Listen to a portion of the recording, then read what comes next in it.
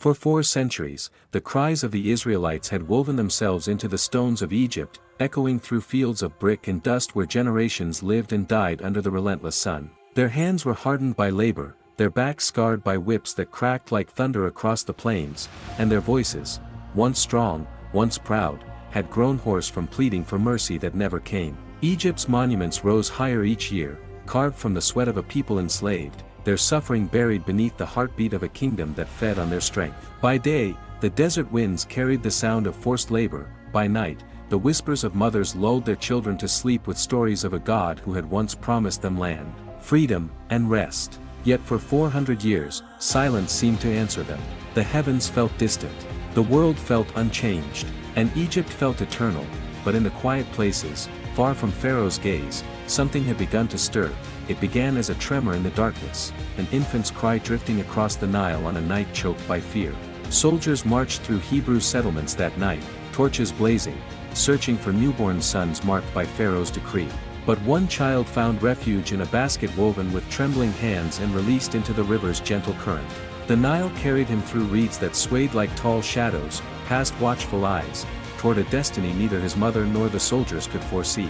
Pharaoh's own daughter lifted the basket from the water, the torchlight revealing a child wrapped not in royal cloth but in the dust of a slave's world. She named him Moses. And from that moment, Egypt's future began to shift, though no one yet understood how deeply the river had defied its king. Years passed. Moses grew within stone walls carved for power, yet his heart was pulled toward the people who toiled beneath the sun. Each day he watched their suffering from the palace terraces, their bent backs, their trembling hands, their eyes that no longer dared hope. And one afternoon, when anger surged like fire in his blood, he intervened. A single impulsive act shattered the illusion of his place among Egypt's elite, forcing him into the wilderness, away from the kingdom he once called home. There, in the silence of Midian's mountains, the desert winds carved something new within him. And one day, flames erupted from a bush that burned without turning. Moses stepped closer. The fire's glow flickering across his face as a voice older than the world itself called his name. What he heard beneath that blaze would pull him back toward Egypt, back toward the chains of his people, back toward the confrontation that would shake an empire to its core. When Moses returned to Egypt, staff in hand, the Hebrew camp stirred with murmurs that felt half like hope and half like fear.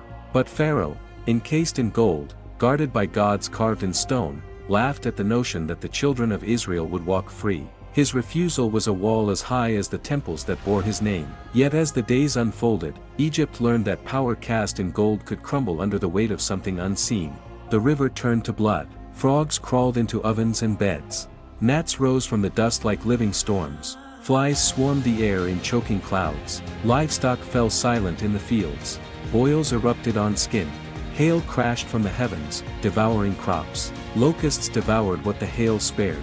Darkness swallowed the land for 3 days, thick and suffocating, extinguishing torches and hope alike.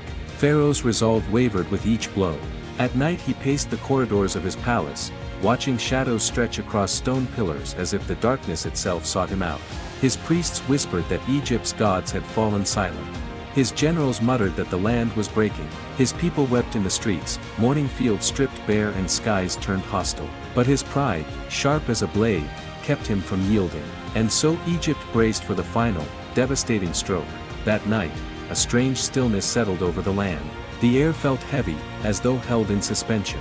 In the Hebrew quarter, doors marked with lamb's blood glowed faintly beneath the moonlight, silent symbols of an unseen covenant. Families huddled inside, holding their breath, clutching their children as the wind grew cold. And then it came, a whisper at first, a shudder, a chill moving from house to house, street to street, like a shadow carried by wings. In the palace, Pharaoh jolted awake at the sound of something distant, something wrong. A faint cry rose from the city, then another, then dozens, then hundreds. A grief so deep it cracked the night in two. The firstborn of Egypt, heirs, servants, soldiers, fell in silence as an old judgment passed through the kingdom like a ghost. Pharaoh stumbled through the corridors, his robe trailing behind him, his footsteps echoing with terror. Torches flickered as he pushed open chamber doors, calling out for his son. But the stillness that greeted him tore the breath from his lungs. The prince, his future, his pride, lay unmoving. A sound rose from Pharaoh unlike anything Egypt had ever heard, raw, broken, shaking the palace walls. He paced in circles, gripping the edge of his throne, his crown slipping as the weight of grief crushed whatever remained of his defiance. The torches outside burned low as he summoned his servants. His voice, once the command of an empire, cracked like dry reeds. "Go to Moses," he said, barely audible. "Tell him, take your people, go. Leave us, leave Egypt." In the Hebrew camps, the message arrived in breathless whispers. Doors burst open. Families stepped into the night, tears streaming down faces that barely understood the moment. Mothers gathered children. Men hoisted bundles onto their backs. Elders leaned on staffs carved from desert branches. And everywhere, was the sound of feet moving quickly over packed earth. Not running, not fleeing, but walking into freedom for the first time in 400 years. Torches lit the path out of Egypt, stretching across the desert like a river of fire. The stars above seemed brighter than any night before, as though creation itself bore witness. Children rode on their father's shoulders, pointing at the endless line of people marching through the night. Women lifted their eyes heavenward, whispering prayers carried on the warm wind. Old men felt the sand beneath their feet and remembered the stories of Abraham, Isaac, and Jacob, stories that suddenly felt alive again. Far behind them, Pharaoh stood at the edge of a palace balcony, the stone cold beneath his hands. He watched the distant glow of torches snaking away from his kingdom, disappearing into the desert's open mouth. The plagues had broken Egypt. The final blow had broken him. And somewhere deep within, he felt a truth he had spent a lifetime denying. He had never been in control. Not of the sun that rose each morning. Not of the river that flowed through his land. Not of the breath within his own lungs. And not of the people now departing into the night. As dawn approached, the horizon turned gold, illuminating a sight no king had ever witnessed, an entire nation walking out of slavery, their silhouettes stretching long across the sand.